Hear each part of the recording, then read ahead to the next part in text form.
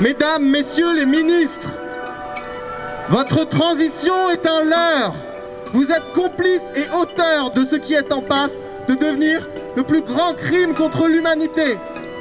Aujourd'hui, le constat des scientifiques est sans appel. Le scénario que nous suivons prédit la mort potentielle de milliards de personnes d'ici la fin du siècle.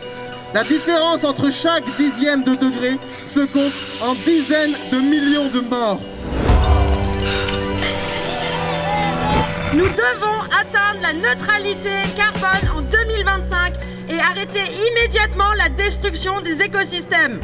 C'est pourquoi nous avons décidé de venir ici aujourd'hui, au pied de ce ministère, au cœur de ce quartier où sont situées toutes nos institutions politiques, pour délivrer ce message, pour cesser toute ambiguïté. Monsieur le Président, Mesdames, Messieurs les ministres, Madame la ministre de la Transition écologique, nous ne sommes pas dans le même camp.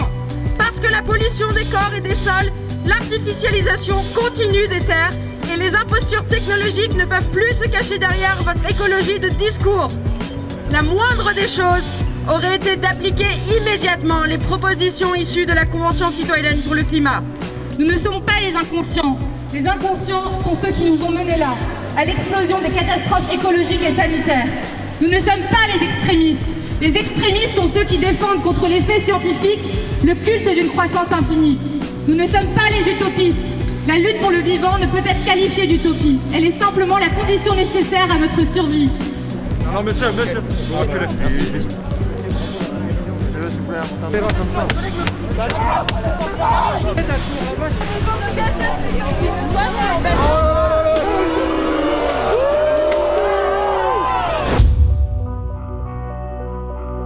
Savoir ce qu'on nous laisse faire, c'est de voir si tout le monde va bien. Donc on va prendre un temps.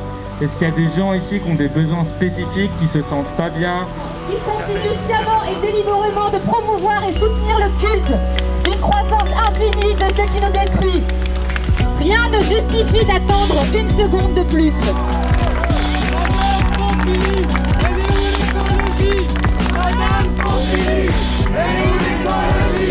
Il va y avoir beaucoup plus de catastrophes naturelles, l'immigration climatique, je pense que ça va provoquer des guerres. En France, on détruit nos parcelles agricoles à cause de tous ces pesticides qu'on met. On ne sera plus possible de s'alimenter d'ici quelques années. Et personne ne réagit, nos politiques sont incapables de faire des choses. On n'a plus très longtemps pour agir et c'est maintenant qu'il faut le faire. D'être tout seul dans son coin à faire des choses, c'est très bien, mais ça ne suffit pas. Il faut qu'on soit ensemble, on lutte pour tout le monde entier.